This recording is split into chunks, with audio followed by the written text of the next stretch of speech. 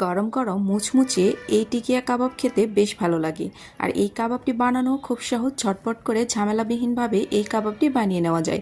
আমি কিভাবে তৈরি করি আজকে আপনাদের সাথে শেয়ার করব। তো আমি এখানে কিছুটা গরুর মাংস নিয়েছি, যতটুকু মাংস নিয়েছি তার থেকে ডাবল আমি এখানে বুটের ডাল নিয়েছি। এর সাথে দিয়ে নিচ্ছি কিছুটা পেঁয়াজ কুচি, এরপর দিয়ে নেব আদা রসুন এবং জিরার পেস্ট। এর সাথে আমি কিছু মশলাও ব্যবহার করব। প্রথমে দিয়ে নিচ্ছি হলুদের গুঁড়ো, এবারে দিয়ে নিচ্ছি লাল মরিচের গুঁড়ো, খুবই অল্প পরিমাণ কারণ আমি এখানে কিছুটা শুকনো মরিচ ব্যবহার করব।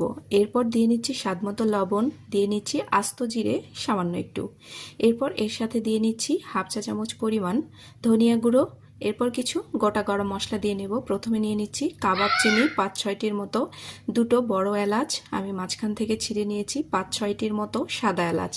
এরপর দিয়ে নিচ্ছি 2 টুকরো দারুচিনি, এর সাথে দিয়ে নিচ্ছি তেজপাতা একটি, একদম ছোট ছোট টুকরো করে কেটে নিয়েছি। এই যে আমি এখানে শুকনো মরিচ দিয়ে নিচ্ছি 7 থেকে 8টির মতো।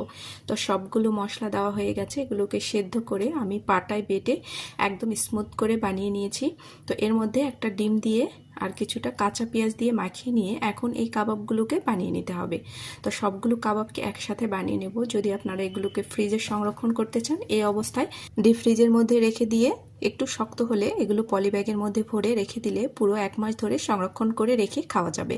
তো এখন আমি এই কাবাবগুলোকে ভেজে নিচ্ছি। তো দেখুন একদমই মুচমুচে এই কাবাবগুলো খেতে যেমন মজাদার, তৈরি করা কিন্তু খুবই সহজ।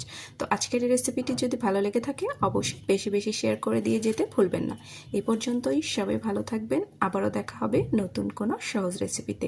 আল্লাহ হাফেজ, আসসালামু আলাইকুম।